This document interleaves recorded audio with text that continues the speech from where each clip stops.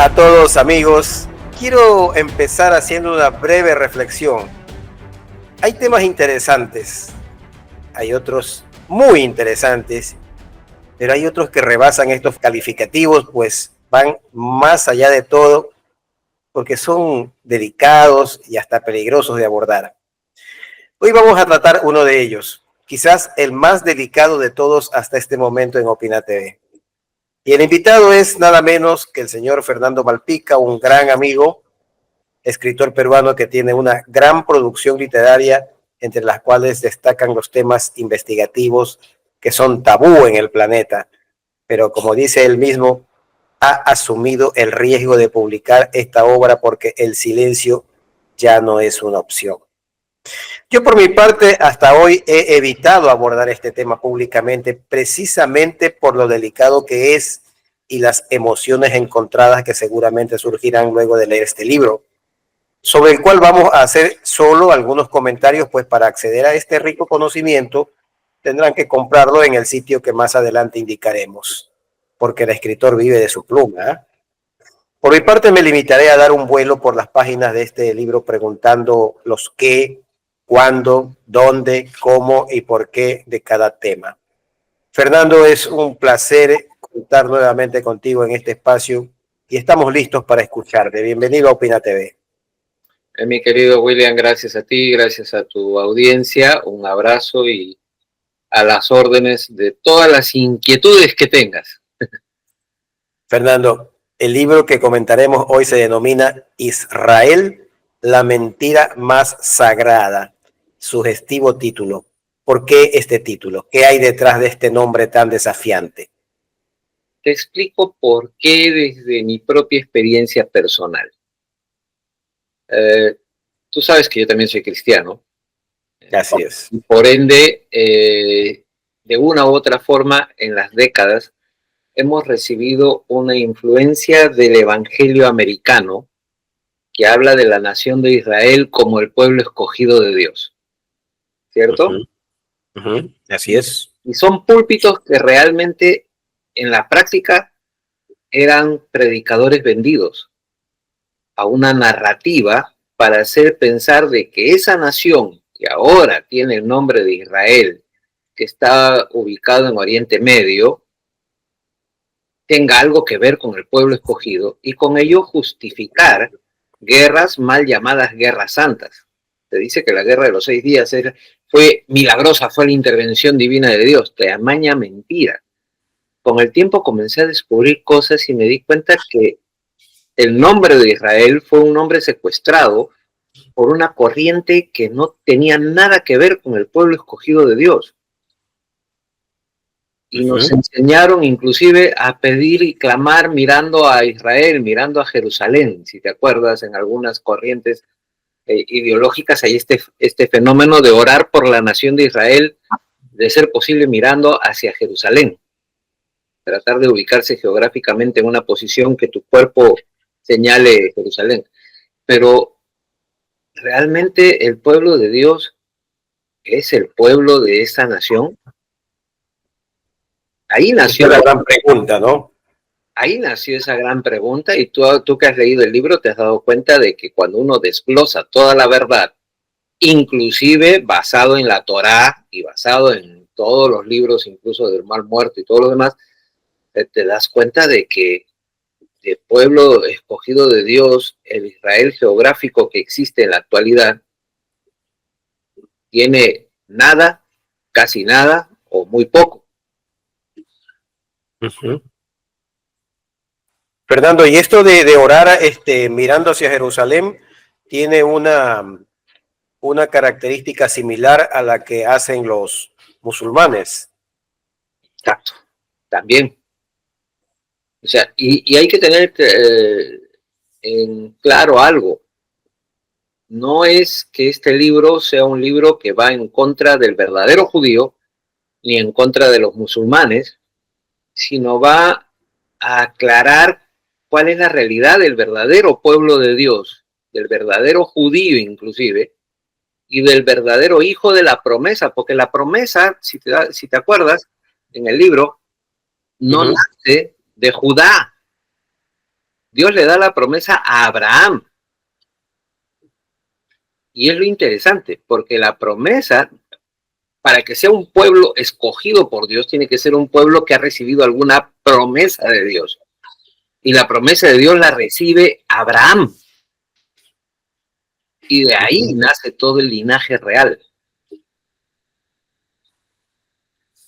Bueno, quizás voy a ser un poco desordenado, no necesariamente en el orden que está escrito el libro, Sí, sí, pero sí. tomando el hilo de la conversación, ¿qué diferencia al moderno Estado de Israel de aquel Israel de los tiempos de David, Salomón y los profetas que nos narra el Antiguo Testamento? Hay una... es que, mira, básicamente el constructo del Israel actual es básicamente por geopolítica. Base y nace por acuerdos en la Organización de las Naciones Unidas. Nace por estos constructos sociales sionistas, por la corriente sionista, que muchas veces no tiene nada que ver con la verdadera sangre judía. Es más, se dice que muchos de los askenazis, que son judíos que vivieron, se hacinaron en la Edad Media en Europa del Este, muchos de ellos eran conversos, no eran realmente de sangre judía de las tribus. Ajá. Y estos askenazis fueron financiados por los házaros. De ahí nace el sionismo. Entonces, hablar, por decirte, y esto es un término que va a sonar un poco censurable, pero se ha tratado de unir la versión estructurada, oficial, entre comillas, ha tratado de unir el que tú digas algo del sionismo como si digas algo en contra del semitismo. De modo que si tú aclaras la verdad del sionismo, tú eres un antisemita. Y eso no es cierto. Porque una cosa es el semitismo y otra cosa es el sionismo. El semitismo viene de... Además, la palabra antisemitismo se deriva de semita, y semitas son muchos de estos pueblos, pues no solamente Israel. Exacto. ¿Por qué? Porque vienen de la herencia de Abraham. O sea, tan semitas son los judíos o los israelitas que se supone están allí, como son los pueblos de toda esa región que profesan una religión completamente distinta. Hay muchos árabes que tranquilamente son semitas.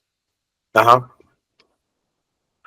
Y es más, el verdadero judío que radica en Israel o fuera de Israel no está de acuerdo con todo el genocidio que se le está haciendo a los palestinos. Y eso... Correcto, ya vamos a ir allá, no te me adelantes todavía, querido Fernando. Quiero que nos expliques quién fue aquel hombre llamado Theodor Herzl y qué trascendencia ha tenido su vida en la creación del Estado de Israel. Es que él es uno de los pioneros en la estructura del sionismo y de hacer todos los enunciados. Vamos a ir a un pequeño detalle ahí con Theodor Herzl, ¿no? Que es alguien que realmente vale la pena entender esto y otros detalles más ahí, ¿no? Déjame ubicarlo para darte una referencia más exacta, porque con tantos libros a veces se me pierden los detalles, ¿ya? Pero hay un detalle aquí que es importante.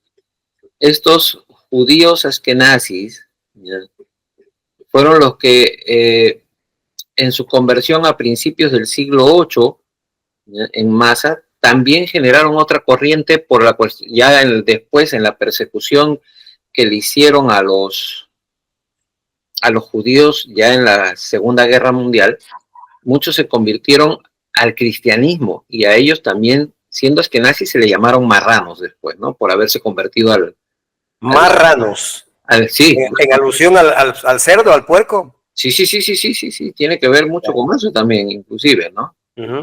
No, espérate, estoy tratando de buscar el pasaje donde nombro a Theodor Herzl para justamente ser textual en lo que quiero explicarles a ustedes, porque no quiero escaparme.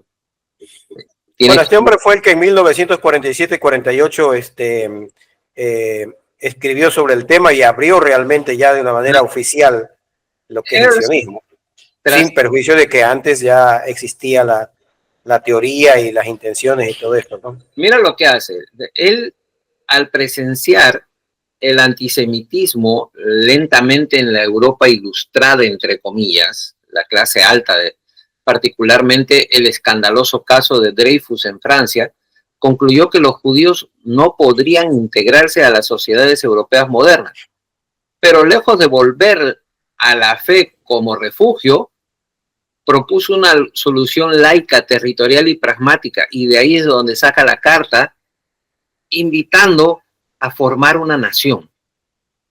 Y se apoya con toda esta nueva corriente sionista que también estaba emergiendo, y él también forma parte de ella, ¿no? El pueblo judío necesita una patria. La conseguiremos por medio de colonización y diplomacia. Diplomacia entre comillas, porque nunca la hubo. Bueno, entiendo que en algún momento se trató, se intentó o se soñó con darle tierra al pueblo judío en otros lugares, en África, e inclusive creo que en el sur de Chile, donde hay una colonia significativa de judíos. Y mira lo que dice, porque estoy hablando de un personaje que es importante. Mira lo que dice. No importa si nuestros colonos tienen sangre judía. Si están dispuestos a ser parte del proyecto, serán bienvenidos. Punto. Más nada. Y esto lo dijo en 1897. Mucho antes de que nazca el pueblo, la nación de Israel. Pero esto no es Theodor Herzl. Pues. No, esta es la carta de Herzl a Max Nardeu. Allá. Esta es la carta que él escribe. ¿Ya? Pues ten presente que Theodor Herzl en 1896 es el que dice: el pueblo judío necesita una patria, la conseguiremos por medio de colonización y diplomacia. Ya, estaba bastante joven Theodor Herzl en ese tiempo. Es que toda su base, la base de Theodor Herzl es antes de 1948. Ten presente, es un personaje que está antes, que es uno de los pilares fundamentales de la ideología que después se convierte en sionista. ¿No? Es un personaje legendario ahí. Ya, y ahora avanzando en el tiempo, yendo ya a 1917, háblame sobre la declaración de Balfour. De Balfour, ahí ya vamos a Balfour, que ya aquí hay un detalle, que en esto, para llegar ahí, la colonización, entre comillas, silenciosa, se llevó por los Aliyah. Fueron 3 Aliyah, que son 3 migraciones grandes, donde aquí entra la influencia de la familia Rothschild para el financiamiento de estas primeras migraciones. Eso es lo importante. Ahora, que ¿cuándo lo financia los Rothschild? Aquí hay un pequeño secreto. Es entre 1882 y 1934. Ya, todo un largo periodo. Todo un largo periodo, porque fueron 3 migraciones, 3 fuertes. Y en estas 3, esto es lo que hay que entender, que en estas 3 no habían realmente un grueso de judíos de sangre. O eran conversos, o era gente que simplemente me monto al coche y me voy, total, me van a dar tierras. Claro, ahí no había ninguna cuestión de orden espiritual, simplemente un proyecto colonizador, nada más. Exacto. La declaración de Balfour tiene que ver con un rol muy importante del entonces en decadencia Imperio Británico. Ten presente que los imperios son cíclicos, van subiendo, llegan a una cúspide y van cayendo. Ya el Imperio Británico estaba cayendo y estaba comenzando a levantarse el Imperio estadounidense, que en la actualidad es el que está cayendo, ¿no? Y mira lo que dice él. Dice: el gobierno de su majestad ve con buenos ojos el establecimiento en Palestina de un hogar nacional para el pueblo judío y usará sus mejores esfuerzos para facilitar el logro de este objetivo. Y dice unas cosas más todavía. Y esto lo dice Balfour, es su declaración. Y esa declaración es el pilar fundamental para que las Naciones Unidas comiencen a después agarrarse de esta declaración para después de la Segunda Guerra decir: bueno, aquí está, hay que darle sus tierras. Claro, ahí está aquello que tú mencionas en el libro que tiene importancia, es el Shoah o Holocausto. La Eh, Shoah, ¿Cómo se Shoah, pronuncia? Shoah. Shoah, Shoah. con Eh, una A abierta, casi, casi, con que tuvieras una pequeña J atrás. ya. Shoah. Shoah. Shoah. Ya. Y según tu libro ha sido utilizado esto como una justificación moral para desplazar a los pueblos árabes. Exacto, exacto. Ten presente que la Shoah o el Holocausto, catástrofe, realmente es su traducción más literal, se ha usado mucho para tener un constructo de el pobrecito pueblo de Dios. Hay que darle territorios, inclusive hay que desalojar a los invasores palestinos, porque los consideran invasores de tierras que realmente deberían de pertenecerle. O sea, han generado un constructo ideológico, filosófico, totalmente contrario, y muchos de los rabinos judíos levantaron su voz en contra de todo esto, porque ellos creen que la tierra prometida viene por orden de la Torá mesiánica, no viene por un movimiento geopolítico, no viene por intereses eh, económicos, ni entre comillas filantrópicos también, ¿no? Si queremos decirlo. Porque a los Rothschild se le ha tildado mucho de que fueron muy filántropos al apoyar estas migraciones. No, todo tiene intereses de por medio. Bueno, para las personas que no conocen mucho sobre el tema, hay que recordarles que el pueblo de Israel como lo que era en tiempos de Cristo fue expulsado, bueno, no fue solamente ese año, pero la parte álgida, la parte principal fue en el año 70 de nuestra era. Eh, y eso los romanos le llamaron después Palestina. Exacto. Ahora, en esta diáspora de los años 70, hubo el problema de que definitivamente de las 12, 10 tribus quedaron totalmente perdidas. Ajá. Lo interesante, lo interesante de esto es que hay estudios demográficos que calculan que es muy probable que alrededor, o quizás más, del 20% de la población latinoamericana tenga ascendencia de alguna de estas tribus. Uh-huh. Interesante, ahí tendríamos nosotros que recordar aquella frase que le dijo Dios a Abraham, que le dijo que tu pueblo será tan grande, le hizo ver el cielo, dice, ves las estrellas, puedes contarlas, le dices, tu generación será así tan variada. Y si nosotros contamos ahorita la población de la actual República de Israel o del actual país Israel, no se equipara con eso. Es más, a Abraham le dijo, en ti, o sea, en tu descendencia, en tu ADN, serán benditas todas las naciones. Ajá. Todas. Ahora la pregunta es, en ese ADN, que hay una bendición, yo lo planteo en el libro, ¿la tienes tú? Y justifico todavía, es posible que sí, si tú escuchaste la voz del pastor. Porque, ¿qué dicen las escrituras? Las ovejas oyen mi voz. Y para escuchar su voz, necesitamos ser suyos, con ADN suyo, con ADN de la promesa. El pueblo de Dios está diseminado en todas las naciones. Y hay que descubrir quién es, no por apellido, sino por el ADN, por el espíritu que tenemos dentro. Qué interesante, ¿no? Porque esto nos lleva a una cuestión ya de otro orden, que tú lo mencionas en el capítulo 7 de tu libro, y dices, el linaje hebreo que no viste en los mapas. Lo he puesto aquí entre comillas yo en mis notas. Y a continuación el capítulo 8 titula El pueblo de Dios no es un país. Abramos por favor un poco más esos temas, Fernando. Claro, es que mira, yo lo cuento al final, en mi experiencia en una reunión de una pequeña comunidad judía aquí en Lima que me invitaron hace décadas atrás. Yo sabía que tenía ascendencia alemana antes de esa reunión, porque por parte de mi madre, mi abuelo o bisabuelo es el que vino de Alemania justamente por la diáspora.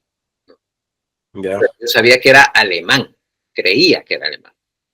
Este hombre, que tendría creo que 2, 3 años más que yo nada más, lo pongo ahí, yo creo que tenía 34, realmente no me acuerdo bien mi edad de esa reunión, me agarra del brazo y me voltea y me pregunta, ¿cuál es tu apellido? No me pide mi nombre, me pide mi apellido. Uh-huh. Yo le digo, Malpica. No, no, no, ese no, el otro. Se fumó de la mala, ¿no? Algo así. Le digo mi segundo apellido y me dice en un pésimo hebreo, tú eres Germán nazi israelí. Y yo Repite, por favor, repite literalmente lo que te dijo. le digo, tú eres Germán nazi israelí. Pero está mal dicho. Ya. Entonces, resulta de que lo que estaba queriendo decir era que yo era Ashkenazi por mi apellido materno, ¿no? Ya. Eso se me quedó grabado. Y ya de ahí me comenzó a picar el bichito, porque me dejó clavado algo que realmente para mí fue bastante indescriptible. Comencé sin querer a investigar, investigué mi apellido y las derivaciones originales que tuvieron de cuál era mi verdadero apellido hebreo, y me di con la sorpresa de que sí, que mi apellido materno era una derivación de un apellido realmente hebreo. Entonces ya pude cerciorarme de que sí. ¿Pero por qué? Porque los judíos, al salir en la diáspora, variaban en algunas letras sus nombres, sus apellidos, para no ser ubicados. Ese era el secreto. La idea era que no fueran ubicados, entonces variaban. Mi apellido es Bunsen, el materno en español. Ya. Pero resulta que en hebreo es Ben Shuen. Y los nombres en hebreo, los apellidos en hebreo, son la conjunción de dos palabras hebreas. Ben Shuen significa árbol fuerte. Pero resulta que en Australia no tenemos Bunsen, tenemos Bensen. En otro lado de Alemania, Alemania Occidental, existen Bunsent con T al final. O sea, Uh-huh. variaciones, Bensen, Bunsun, Bensun y otra, Besun. Hay varias derivaciones del apellido original. Y muchos de nosotros, todos, algo tenemos de algunas derivaciones de apellidos o de cambio de apellidos, inclusive tu apellido mismo. Tú eres Sánchez. Uh-huh. Sánchez viene ¿de dónde? De España. Claro, sí, sí. Yo de eso sí lo sé porque tengo más o menos el árbol genealógico Ya. bastante claro en ese aspecto. Pero es mucho más probable que los Sánchez sean sefardíes, que es la otra rama de los judíos que se afincaron en España y Portugal. Ahí te dejo el bichito para que investigues. Sí, estaba viendo aquí un pasaje en el Nuevo Testamento que creo que viene a poner, por lo menos, no es que aclara, sino que nos debe dejar incógnitas y nos acerca al tema quizás. En Juan 14, a ver, es Juan 4, Evangelio de Juan, capítulo 4, versos 19 en adelante, 16 en adelante, hay una conversación que mantiene Jesús con una mujer samaritana, ¿no? Y luego dice en la parte que pertinente, Jesús le dijo a la mujer, créeme que la hora viene cuando ni en este monte ni en Jerusalén adoraréis al Padre. Es decir, esto fue dicho a una mujer samaritana, fue aquel caso conocido por quienes leemos la Biblia, donde esta mujer había tenido 7 maridos. Uh-huh. Entonces, la parte interesante es esta que dice que la hora viene cuando ni aquí, o sea, ni a donde adoraban los samaritanos, ni en Jerusalén, se adore al Padre. significa pues que esto estará desperdigado, por decirlo así, por toda la tierra. Y hay otro texto que dice que a Dios se le adorará en espíritu y en Y en verdad. verdad, No así en es. imágenes, no en locales, no mirando a ciertos locales, ¿no? Sino que es en espíritu, que es en verdad. Y la verdad es un principio fundamental del ADN divino, de esa promesa de bendición. Porque ¿quiénes tienen hambre y sed de justicia, de veracidad? ¿Un criminal? No, por supuesto. ¿Un 500% corrupto? Claro que no. Porque hasta el 100% corrupto puede tener algo, ¿ah? Recuerda a Mateo, era corrupto y Claro. se volvió, pero un 500% ya no tiene nada, ¿no? Eso es a lo que voy. Entonces, si somos sinceros, el ser humano que en el fondo busca, tiene, por más que sea imperfecto y por más que cometan millones de errores, que busca la verdad y que anhela la justicia, es muy probable que sea uno de los hijos de la promesa. Correcto. Tiene Vamos un poquito hacia atrás en el libro y hablemos del capítulo 5 que se titula Apartheid y Teología de la Impunidad. Explícanos, por favor, el contexto de aquel título y su relación con las Naciones Unidas y los mecanismos de presunta censura y manipulación usando como instrumento la prensa. Claro, es que el apartheid, que no es otra cosa que es esta guerra racial, Ajá. le dieron un tono ya también místico religioso entre judíos y árabes, entre judíos y palestinos, entre judíos ortodoxos y gente que adoraba a Mahoma y Alá. O sea, lo hicieron una disputa etnio-religiosa. Y eso permite también el fanatismo, por un lado, ¿no? Por supuesto. Porque por ahí tenemos ese grave problema. Entonces, ¿qué pasa? Que para variar, aparte de eso, tenemos todo un apoyo, como ya vimos, muy fuerte, financiero, para poder invadir, colonizar. Las colonizaciones no solo son a nivel de guerras, en este caso lo fue, ¿no? Porque desalojaron a los palestinos. Pero también era étnico-religioso. O sea, este fue un apartheid muy fuerte, con un financiamiento muy poderoso para poder incursionar y eliminar a otro pueblo de ese lugar, alejarlo. ¿Cómo entran las Naciones Unidas en la jugada? ¿Por qué? Porque ya después de la Segunda Guerra Mundial, justamente basados en todo lo que ya había dicho Hearst, en lo que había dicho Delford, se basan en encontrar el financiamiento adecuado, que ya lo tenían por Rothschild, para poder darle nacimiento a un país, y la injerencia del Imperio Británico en decadencia y del Imperio estadounidense en emergencia, naciendo, ¿no? Llevándose en el camino a su apogeo, ven como un conflicto adecuado geográficamente para tener una punta de lanza metida ahí. Si te das cuenta, ¿quién es el más grande protector de Israel? Estados Unidos en la actualidad. De hecho, claro.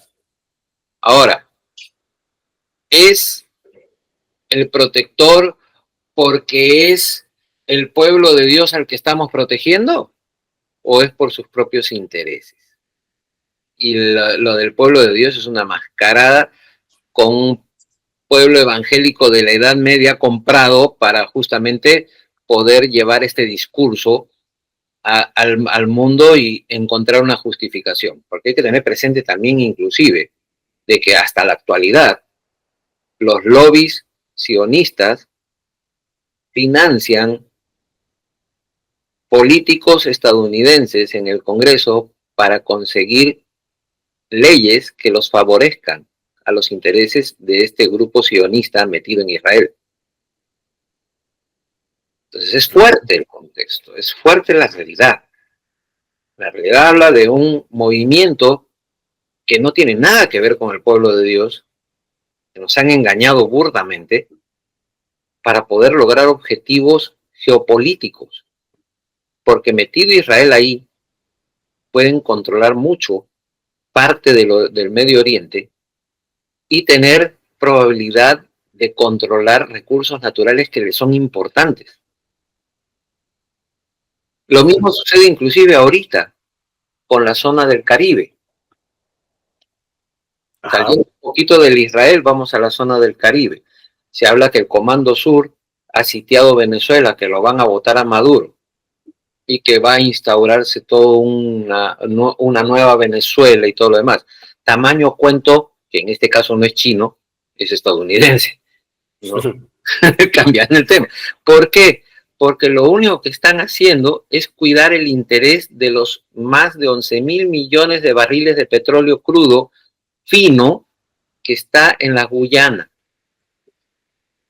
Y que Maduro ya hace años lo ha reclamado. Entonces la zona de Quejibo, que es más de la mitad de Guyana todavía encima, ¿ya? Claro, es inmenso. Está siendo reclamado por Maduro. ¿Por qué? Porque esos 11.000 millones de barriles, que no se comparan con los 300.000 millones de barriles de reserva de petróleo de Venezuela, pero la diferencia es que esos 11.000 millones es un petróleo más fácil de refinar porque es ligero. El petróleo venezolano es más pesado y más difícil de refinar. Claro, es más costoso en todo caso. Ya, pero hay otro detalle que es importante. Donald Trump, en la actualidad, ¿qué está peleando internacionalmente?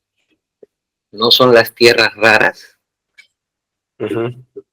Ahora, eso me llamaba la atención a mí y comencé a descubrir que el oro azul, el coltán, es muy importante para todos los equipos de alta tecnología. Inclusive no tendríamos celulares, ni laptops, ni computadoras si no se tuviera coltán. Ajá, así me enteré por ti, conversamos internamente hace un par de días sobre ese tema. Yo conozco un poco de química porque siempre me gustó y no recuerdo, creo que es uno de los elementos nuevos porque cuando yo estudié este tema en el colegio todavía, no en la universidad, porque en la universidad estudié fue Derecho, el coltán no estaba en la tabla periódica de elementos. No, es que el coltán no es un elemento puro, el coltán es una combinación de... Una aleación. Es una aleación del niobio y el tántalo. Neodimio y... Niobio y el tántalo. Y ambos, eso sí me acuerdo. Sí, y ambos son elementos que se usan en alta tecnología. Para hacer microchips y todo eso. Todo, microchips, nanotecnología, tecnología espacial, tecnología de baterías, tecnología de procesadores y conductores de alta velocidad y todo lo demás. El coltán es muy preciado, es denominado el oro azul.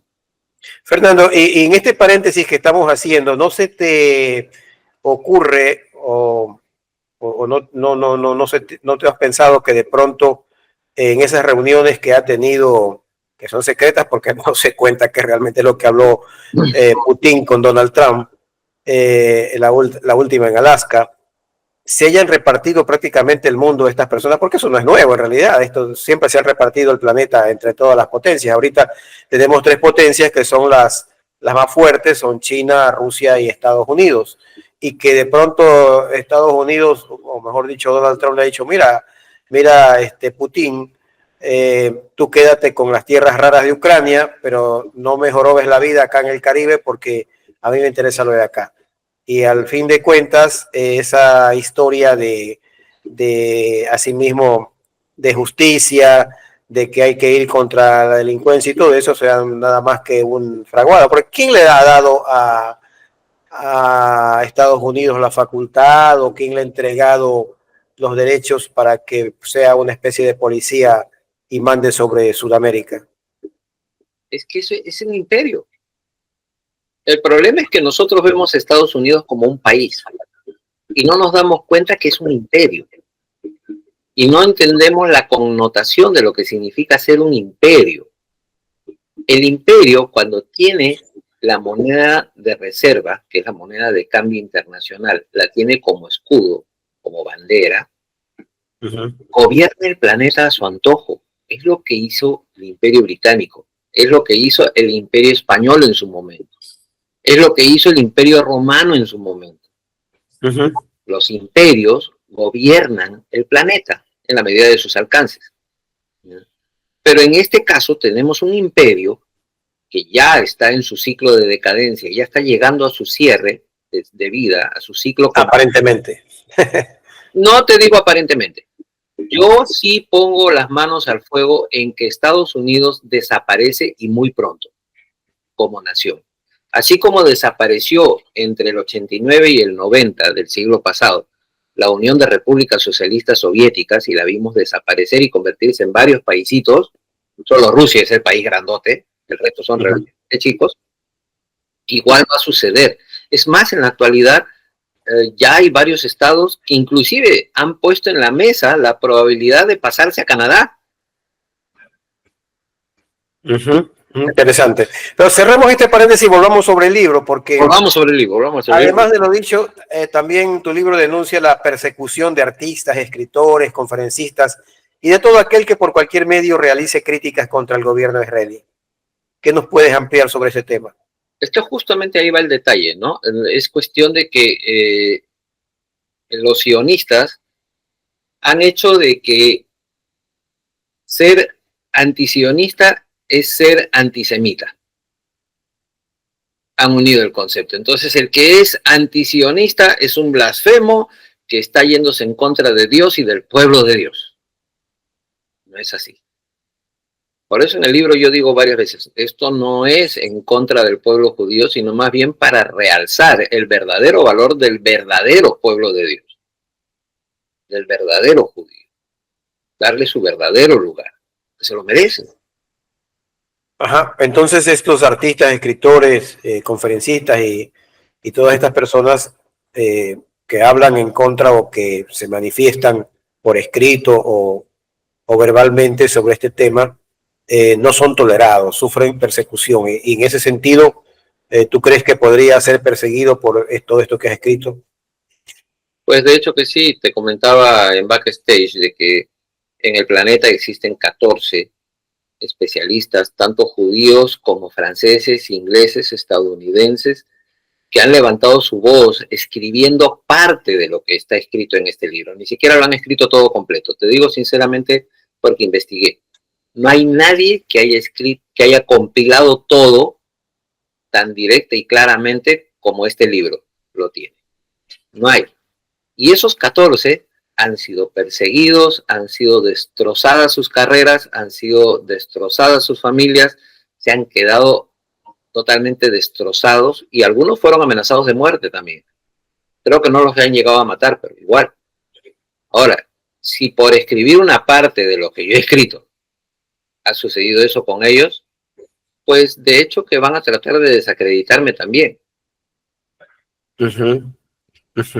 Bueno, y esto hay que decirlo, también los musulmanes hacen algo similar. Acuérdate de los versos satánicos que se publicó en Francia y que a este tipo lo tienen hasta el día de hoy amenazado de muerte. No lo han matado, pero eso no significa de que lo hagan algún día. Esperemos que muera de muerte natural, ¿no? Y no de muerte programada. Claro, porque eso es peor que una maldición gitana, ¿no? Sí, sí.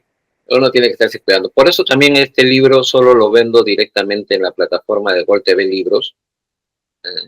Es venta directa, el PDF es totalmente blindado. No va a estar en publicación escrita, por lo menos por ahora, por un buen tiempo. Básicamente solo se va a dar como PDF electrónico personalizado con todos los sellos de garantía, porque queremos tener un cuidado en darle información hasta que tengamos un poco más de seguridad de otras probabilidades de otros canales para poder distribuirlo con mayor libertad. Pero por ahora tomamos eso porque también somos astutos en el sentido de tener cuidado para poder llegar a más gente. Claro. También tú mencionas de que hay una resistencia interna y profunda dentro del propio judaísmo contra el proyecto sionista, y especialmente hablas de un grupo denominado Neturei Karta. Ujú. Los Neturei Cuéntanos, Karta. cuéntanos de eso. Exacto. Vamos ahí a los Neturei Karta, ¿no? Que son una corriente muy linda. No es el último, el único grupo, pero es como que dice, creo que el principal o el más notorio. Sí, es uno de los más notorios, ¿no? Porque hay varios, eso es definitivo, ¿no? Neturei, aparte de ello hay muchos. Es más, de los 14 que te dije escritores, Ajá. 7 son judíos, inclusive son rabinos y son parte de estos movimientos. ¿Cuál es Pero la postura de esta gente?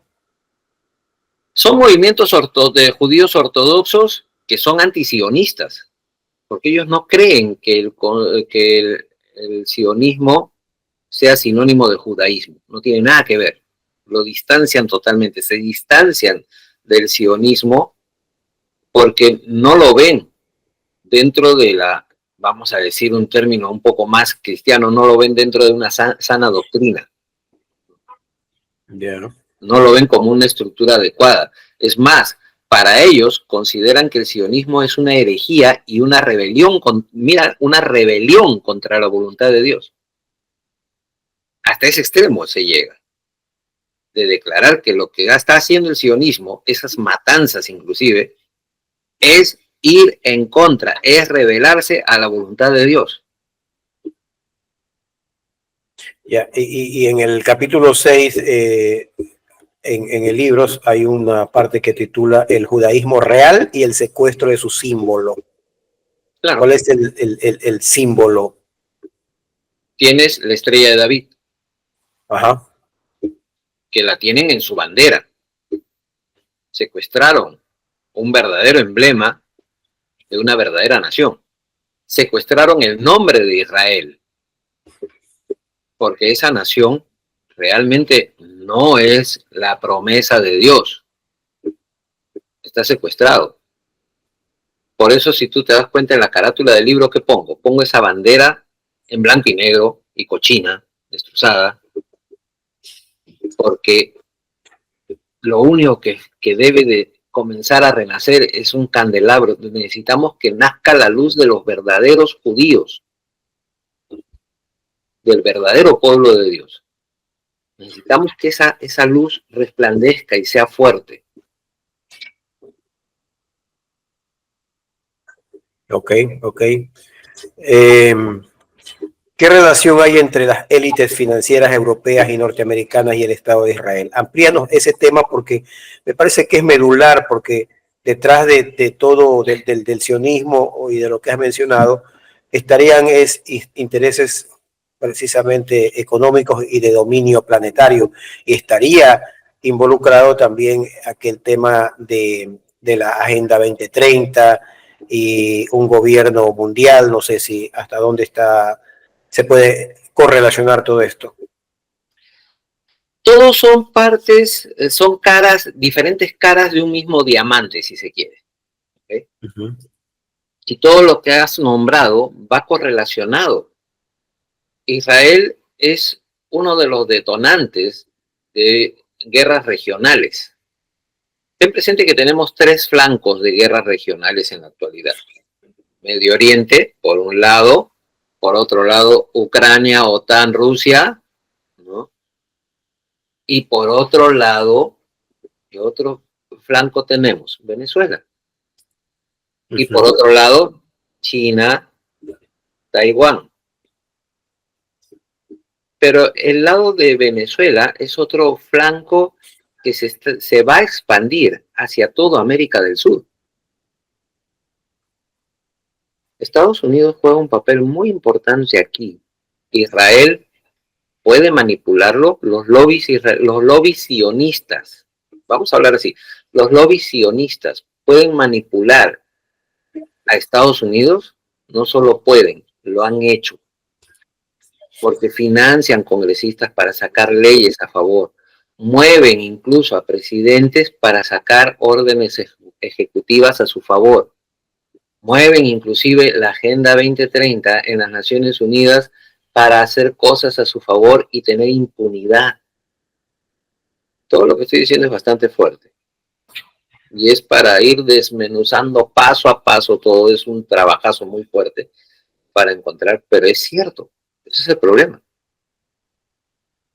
Aquí hay mucho conflicto de intereses y así como te dije el otro día y lo dije ahora públicamente, el oro azul es muy importante y es más, es declarado como uno de los pocos metales de sangre y se denomina metales de sangre a los metales de valor muy alto que lo único que hacen es, ni bien se descubre un yacimiento de estos metales, inmediatamente las mafias van a oprimir los pueblos, sangrarlos por completo y enriquecerse de ello.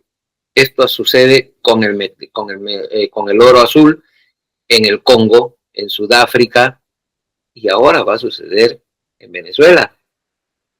Que no crean que Venezuela va a vivir feliz si sale Maduro, porque si sale o lo sacan, ya días antes de que se mueva el Comando Sur, la señora Corina Machado salió a hablar flores de Donald Trump y de que de entrar al gobierno ya oficialmente, de instaurarse, tendrían muy buenas y nuevas relaciones con Estados Unidos. Estados Unidos nunca, como imperio, ha colonizado un país para bendecir al pueblo, lo ha colonizado para sangrarlo, para enriquecerse de él, porque vive de los demás y se le está muriendo porque la deuda externa es gigantesca.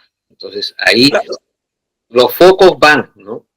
Israel juega un papel muy importante porque es la punta de lanza metida dentro de Medio Oriente, es estratégico para mantener el caldero caliente. Si lo quieren hacer estallar, lo van a hacer, tienen todo el poder de hacerlo estallar, máxime sabiendo que Israel también tiene cabezas nucleares. Por supuesto, y muchas. Y creo que tendríamos que aclarar de que esto no se trata de estar de acuerdo con el régimen dictatorial de Maduro, porque al igual que lo que hubo en Irak con el régimen de Saddam Hussein, que se lo utilizó para poder justificar el ataque norteamericano a población civil, porque allí se bombardeó a mansalva a población civil, de lo cual no hablan los medios occidentales, no hablan sobre esa barbarie que se cometió allí. Se recuerda nada más que lo que fue Torres Gemelas y el impacto psicológico que tuvo la familia norteamericana, los niños, etcétera, etcétera, que fueron después atendidos por psicólogos, etcétera. Pero nunca se habla del impacto psicológico en las familias y en los niños de Irak, concretamente de Bagdad, que estuvieron semanas bajo fuego y esa gente pues es igual que nosotros, tienen que tener una impronta que no se va a borrar de su mente, de su corazón durante toda su vida, tiene que haber marcados allí e inclusive tiene que haber epigenética relacionada posteriormente. De hecho que sí, hay que tener, yo tampoco soy fan de Nicolás Maduro, al contrario, por mí que lo saquen y que lo saquen ayer. El problema es lo que se les viene después. Bueno, fuera que tuvieran otra probabilidad más independiente. Por eso yo vengo diciendo, y creo que tú también alguna vez me has escuchado decirlo en algún programa, los países, cada país es responsable de pelear sus propias libertades.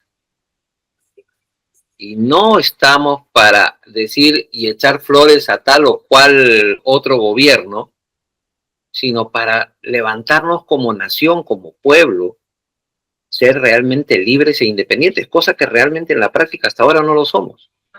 Necesitamos serlo. Necesitamos ser realmente independientes, poder de ser soberanos y tomar decisiones por nosotros mismos. No podemos estar dependiendo de un gobierno o de otro extranjero. Lamentablemente yo creo que estamos retrocediendo cada día. Lo que se ve en el Ecuador también es alarmante, ver cómo esa soberanía del país y la soberanía propia, la individual nuestra, se está perdiendo lentamente. Ahora, para mí el caso de Ecuador es muy delicado. Yo lo expliqué en el programa anterior cuando hablamos del Imperio de la Mentira, porque en el caso de Ecuador, Ecuador vendió su soberanía financiera al adoptar el dólar como moneda nacional. Y al principio, fenomenal, saludable, porque el dólar era estable, era sólido. Pero ahora que está cayendo Estados Unidos y está cayendo el dólar, porque inclusive los bonos de la Reserva Federal están siendo vendidos, los más grandes acreedores, China, Japón y Corea del Sur, están vendiendo sus bonos del Estado. Entonces, al vender estos bonos, que no son otra cosa que el crédito que tiene Estados Unidos, el dólar está cayendo en picada. Acabo ayer estar conversando en la noche con un pariente que vive en Estados Unidos.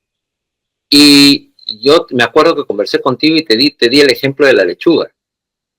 Que pongamos un hipotético que esté a $1, llegó a subir a $1.40. Esta persona, este pariente me ratificó que en Estados Unidos las cosas ya están al doble en muchos estados. Entonces eso refleja cómo el dólar está comenzando a perder poder adquisitivo dentro de la población estadounidense. Está comenzando a entrar en caos y no es otra cosa que inflación. Y eso el estadounidense nunca lo ha vivido. Y eso va a afectar, va a caer. Y cuando caiga el dólar, lastimosamente el país que más va a ser arrastrado aquí en América del Sur es el Ecuador. Porque Claro. tiene esa moneda. Y hay que ver cómo se desliga de esa moneda para no hundirse, porque es peligrosísimo. Y están jugando contra el tiempo. El reloj está avanzando más rápido. Y en eso tienen que cuidarse ustedes como nación. Tú sabes que yo quiero mucho al Ecuador. Claro, has estado acá muchas veces. Creo que viviste un tiempo también. No. Estuve nada más que días en Ecuador. Y yo hace como 20, 30 y pico de años también estuve la primera vez en Quito 10 días. Solo 10 días. Y 10 días me bastaron para, en el bus que salía de Quito hacia Lima, salir con los ojos con lágrimas, porque aprendí a amar esa ciudad tremendamente. La ciudad, por si acaso, aclaro. Claro.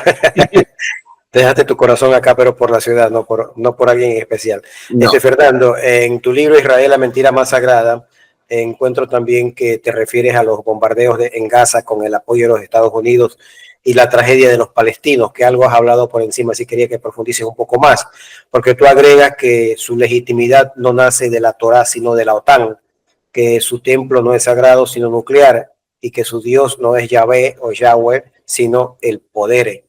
Pero yo te pregunto, ¿no fue algo similar, según la Biblia, a las guerras de los judíos antiguos que arrasaron a espada con pueblos enteros, incluyendo mujeres y niños, inclusive las bestias, como está narrado en Deuteronomio 20, del 16 al 18, en Josué capítulo 6, 21, otra vez en Josué capítulo 11, verso 11, y en 1 Samuel 15, del 2 al 3? Y solo porque quiero que reflexionar contigo en este tema.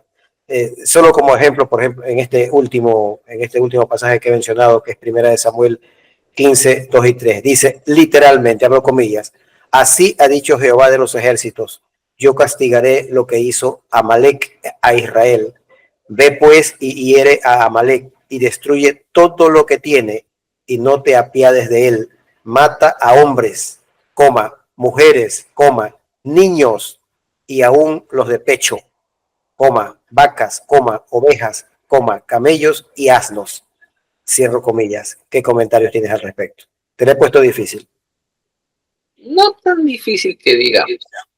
Aunque hay que hacer un estudio etimológico de cada una de las palabras ahí explicadas. Pero ojo que no es el único pasaje, ¿no? No, yo sé que no, te estoy hablando de todos los que me has citado, porque me has citado en concepto, me has citado como 10 textos bíblicos. ¿Ok?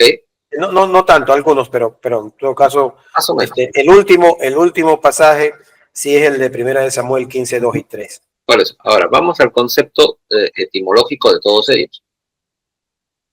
¿Cómo nace cada ataque?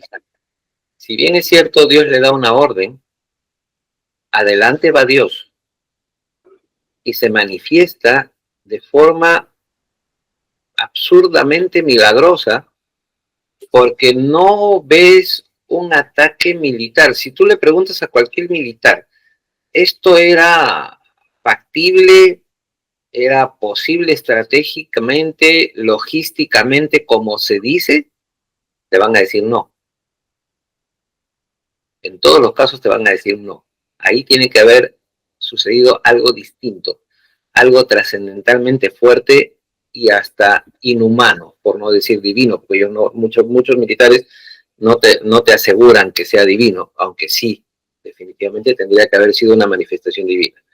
En el caso de Israel con Palestina, ¿tiene algo de divino el lanzamiento de misiles? ¿Tiene algo de divino el constructo ideológico que es el que mueve? ¿Tiene algo de divino el interés económico que es lo que les mueve a lograr sus objetivos y mantener una sartén caliente como guerra ideológica? ¿Tiene algo de divino? No lo tiene. Y eso es la violencia, la barbarie, no creo que tenga algo de divino realmente, pero ¿no será acaso que el pueblo judío solo está cumpliendo un guión que le fue dado desde la antigüedad? Una nación que rechazó al Mesías o Salvador, quien marcó un punto de quiebre con su venida y el evangelio de amor, perdón y redención. Porque Cristo dijo que distinto a lo que es ojo por ojo y diente por diente, que es parte de la ley judía, según Éxodo 21-24, Jesús enseñó: amad a vuestros enemigos, haced el bien a quienes os aborrecen, bendecid a quienes os maldicen y orad por los que os calumnian. Eso está, entre otras partes, en Lucas 6, del 25 en adelante. Ahora ahí viene la otra parte de la verdad divina. Si bien es cierto, en el Antiguo Testamento encontramos estos otros versos, que dijo Jesús también por ahí, por la dureza del corazón, ¿no? Pero el mensaje realmente desde un principio era muerte, daño o bienestar y bendición. Claro, yo entiendo, y cualquier persona que haya estudiado la Biblia a fondo sabe perfectamente que Dios es amor. Sin embargo, estas cuestiones han confundido a muchas personas y les han causado dudas respecto a quién es Jehová realmente, ¿no? Tú habrás leído muchos textos, videos, en fin, sobre este tema. Hay un detalle que es importante, y aquí está la otra etnia, los esenios. Los esenios, que no eran otra cosa que comunidades de judíos descendientes de la promesa, 700 años antes de Cristo, muchas se afincaron en la zona del Mar Muerto, en la zona de Qumran, ¿no? Y todos estos eran guardianes de la sana doctrina, porque eran terapeutas. Y como terapeutas, en aquel entonces, no solo cuidaban y trataban a la persona por el físico, sino también por la moral. Que cuando después las corrientes separaron lo moral de lo físico, le cambiaron a emocional y lo convirtieron en psicología. De ahí se nace la psicología. Pero el problema del alma era moral. Y los esenios guardaban la moral, por eso es que guardaban los valores de la integridad, y los rollos de Qumran fueron básicos. Ahora, yo te hago una pregunta. ¿Qué pasa, inclusive siendo cristianos, si realmente todo el Nuevo Testamento, toda la Torá y los profetas están segmentados y el famoso canon no es del todo ético cristiano, ético bíblico, ético real? ¿Qué tal si realmente faltan? Porque inclusive los rollos de Qumran y del Mar Muerto declaran algunos versos que supuestamente el canon no los ha querido admitir,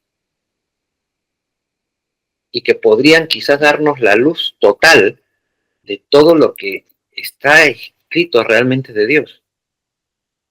Claro, sí, eso es muy posible, dado de que cuando se hizo el canon ya final, que lo hizo, si la memoria no me traiciona, un hombre llamado Jerónimo, San Jerónimo, según la Iglesia Católica.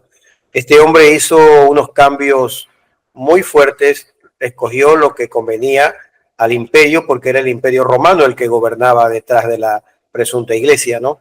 Ujú. Y son cosas que deben estar allí en los manuscritos del Mar Muerto, en los rollos del Qumran, pero no sabemos todavía. Creo que eso se va a seguir revelando. Se han revelado muchas cosas. Yo tengo libros desde el año 1982, 83, los primeros libros que salieron de esos, los adquirí. Y bueno, se pensaba que eso en los próximos 20 años se iba a saber todo, pero no se ha sabido solamente por temas de tecnología, que ahora ayuda bastante, sino porque hay deseos de que no salga a la luz. Como es posible de que mucha otra información, y hasta inclusive mi libro, a lo mejor lo censuran y tratan de callar todo y que nunca salga a la luz. Claro, claro, evidentemente, porque la información es bastante comprometedora para élites. Fernando, estamos llegando a la parte final y yo no quiero despedir el programa si no leo este capítulo también en Romanos 10, Romanos 12, del 17 al 21. Es rápido. Dice, no paguéis a nadie mal por mal. Procurad lo bueno delante de todos los hombres, si es posible, en cuanto dependa de vosotros. Estad en paz con todos los hombres. No os venguéis vosotros mismos, amados míos, sino dejad lugar a la ira de Dios, porque escrito está, mía es la venganza, yo pagaré, dice el Señor. Así que, si tu enemigo tuviere hambre, dale de comer, si tuviere sed, dale de beber, pues haciendo esto, ascuas de fuego amontonarás sobre su cabeza. No seas vencido de lo malo, sino vence con el bien el mal. Con esto quiero decir, de que lo que nos enseña la Biblia a los cristianos, lo que nos enseña Jesús directamente a nosotros los cristianos, es distinto de lo que está haciendo Israel en estos momentos. Y Fernando, tus palabras finales, por favor. Mis palabras finales las voy a decir en hebreo para mis hermanos judíos. Tehilá Eli Alejem, que es el Altísimo, esté sobre cada uno de ustedes. Gracias, William, por este tiempo. A los cristianos, lo único que les puedo decir es que Yeshú, porque no es Yeshua, es Yeshú. Yeshua, Magia, Jesús el Mesías. Gracias Fernando. Mejor. Y gracias a todos quienes se han quedado hasta el final. Seguramente se darán cuenta que quedan muchísimos temas que tratar, pues es un libro digital de más de 200 páginas y no de simple lectura, sino de estudio y análisis, de reflexión. Lo dicho hoy aquí es de total responsabilidad del autor de Israel, la mentira más sagrada. Por mi parte, como cristiano, no puedo estar a favor de la violencia ni de la barbarie en ninguna forma ni en ninguna parte que venga. Mi pedido es simplemente que analicen todo sin pasiones ni fanatismos, con mente abierta, con corazón abierto y pidiendo a Dios sabiduría, porque sobre todo en estos temas la inteligencia no basta. Nos veremos próximamente. Bendiciones para todos. Un abrazo, Fernando. Un abrazo. Cuando quieran el libro, estoy a la disposición. Ahí en los comentarios me imagino que ya pondrás el número del WhatsApp para que lo hagan el pedido. Inmediatamente personalizarlo y dárselo. Las gracias a ti y una vez más, Dios los prospere y les dé larga vida. Shalom. Amén. Shalom.